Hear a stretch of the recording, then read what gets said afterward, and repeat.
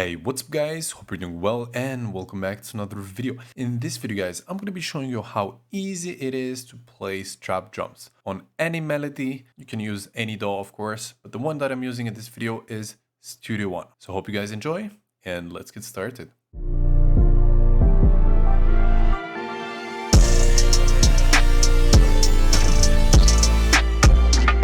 So the first thing that I did is grab a melody loop and it sounds just like this.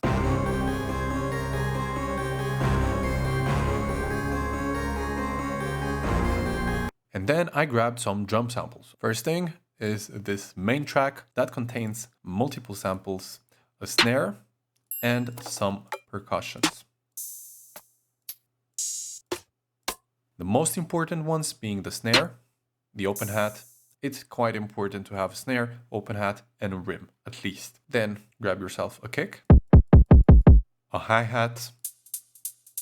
If you want to create this cool delay effect just like this, I have a video for it in the description. Make sure to check it out. And then final thing is a snare roll, a short snare sample that will be used to create a snare roll just like this. And another thing that I can add is a crash. And the final and most important aspect is the 808. Try to find a good sounding 808 that of course is tuned in C, otherwise it's going to sound out of key. There are multiple ways to find if your 808 is tuned in C. I have some videos for that in my channel. Now, most of my videos are going to be on Studio One. If you're searching for a new DAW, Studio One is amazing for any genre, but I'm especially using it for trap beats. So this is our 808.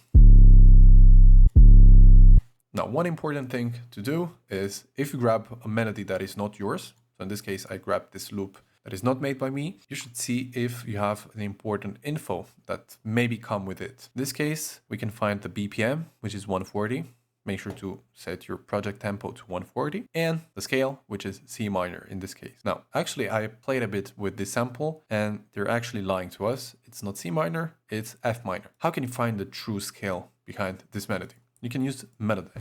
With Studio One, you can use Control and M, and it's going to open up the integration, and it's going to show you the scale. A flat major or F minor. Both the scales have the same notes. One is major, and the other one is minor. Just two different names for the same scale. So A flat major or F minor. One thing that I like to do is find the chords behind the melody. So to do that, I'm just going to drag the sample and it's C minor, C, C sharp. It's actually not C minor, C, C sharp. It's just C minor and C sharp.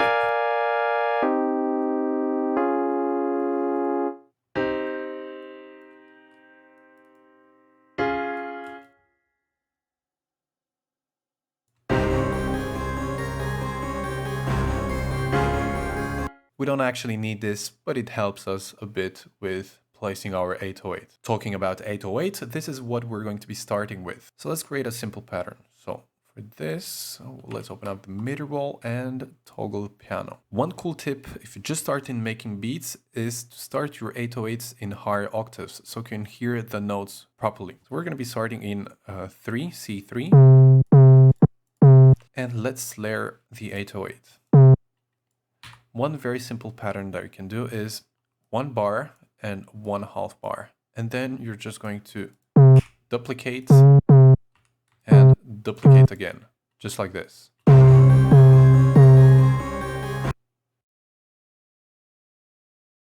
So there you go. We're creating a very simple pattern.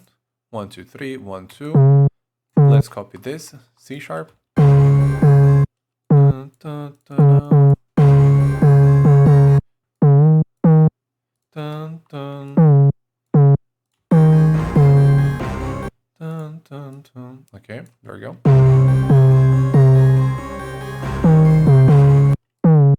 One other thing that I can do is pitch up your notes even higher, just like this. May sound weird, just this one, but once you're going to pitch it down, it's going to create a cool effect.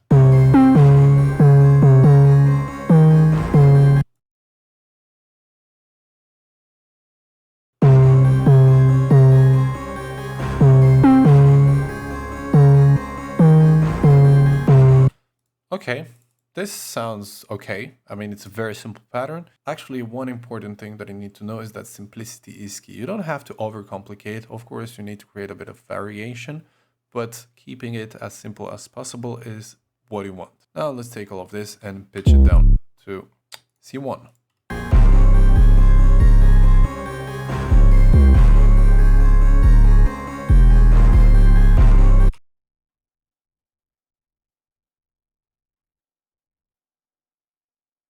Now, one thing that I did is add some pitch bends. So I added this note on top of this one. So if you're using Studio One, what you need to do is go in here and select mono and glide to achieve this. There you go.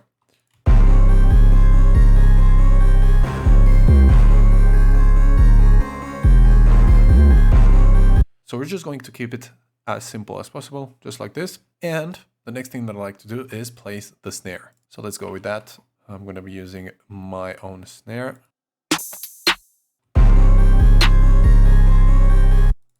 The snare should be placed each 2 bars. So this is 1 bar, 2 bars.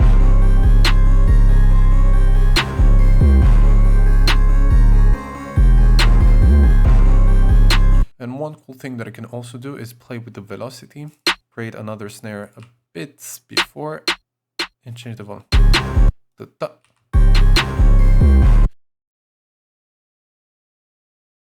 There you go. So this is our pattern. Now let's add a percussion. What I like to do is add this. Let's add it right below our second hit.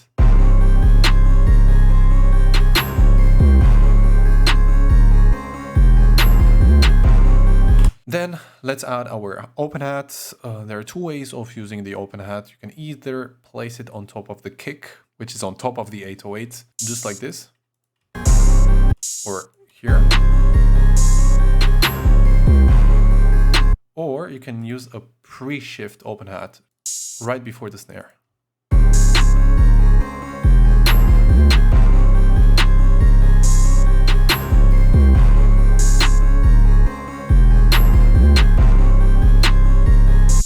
And the final thing, the rim, this, that usually is tack, tack, like this, tack, tack, for example.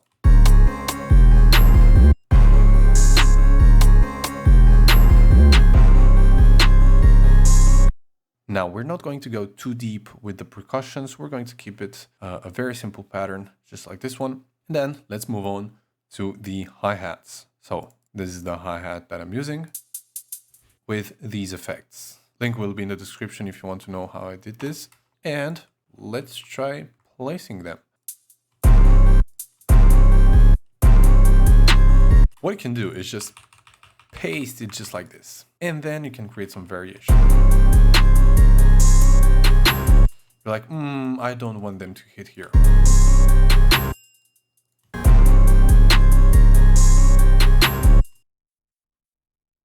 And now what we can do is add multiple hi-hats, just like this.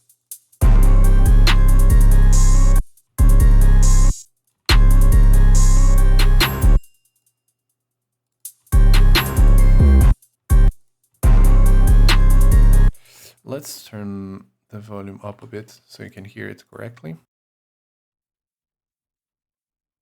Now, the coolest thing that I can do with hi-hats is play with the velocity or the master gain. So we're going to be creating this volume up thingy.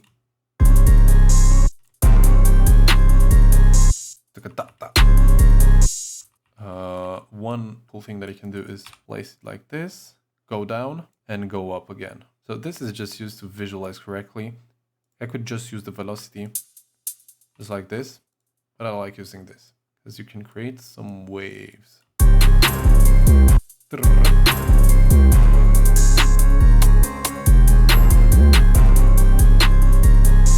One other cool thing that I can do is actually create an inward velocity hi-hat roll into the snare.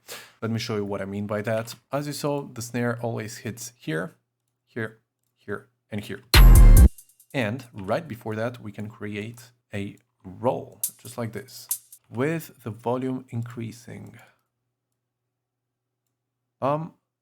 and bam.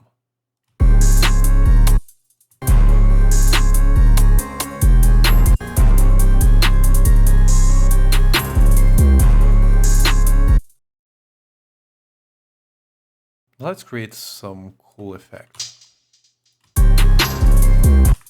Or this one.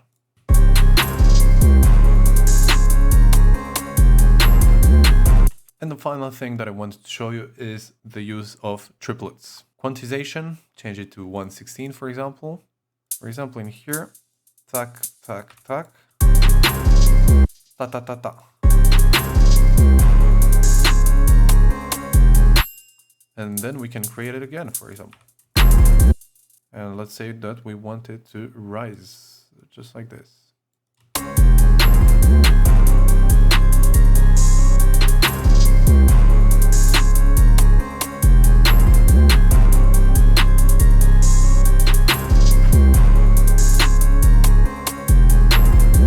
Okay, now let's move on to the kick, and the kick should be played on top of the 808 most of the time. And if you don't want them to crush each other and create distortion, some people like the distortion, but you just want to reduce it a bit with sidechain compression. I have a video for that on my channel. So let's place our kick. It should be in C3. So let's respect the rhythm.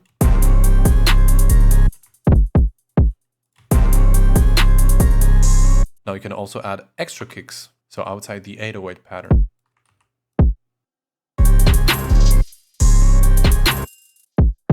Actually, it doesn't respect it in here. We can change it if you want. Dun, dun, dun, dun, dun.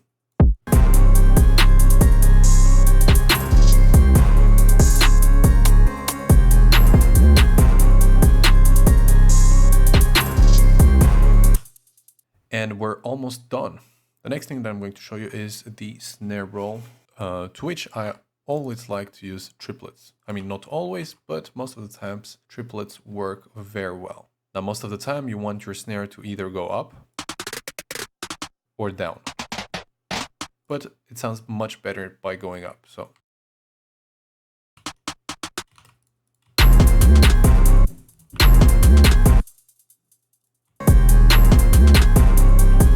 now let's add a crash.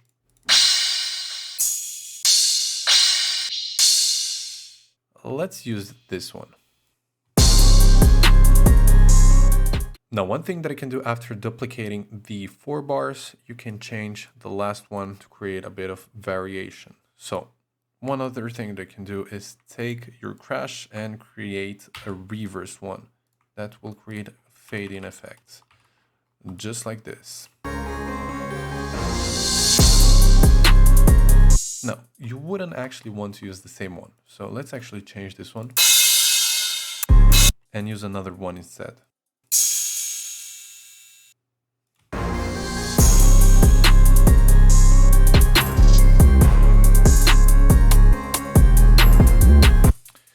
So now we're pretty much done, but I'm going to show you quickly how to create a cool intro effect instead of it just starting like this.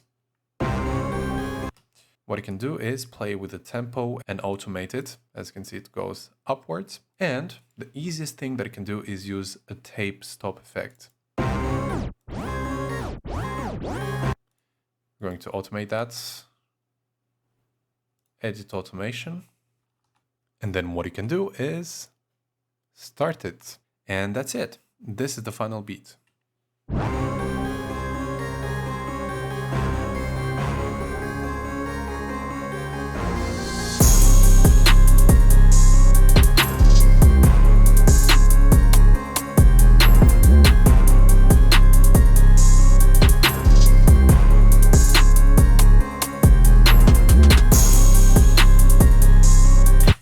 So that's pretty much it. Thanks for watching. If you have any questions, don't forget to write them down below. But guys, don't forget to like and subscribe if you enjoyed this video, and see you in the next one.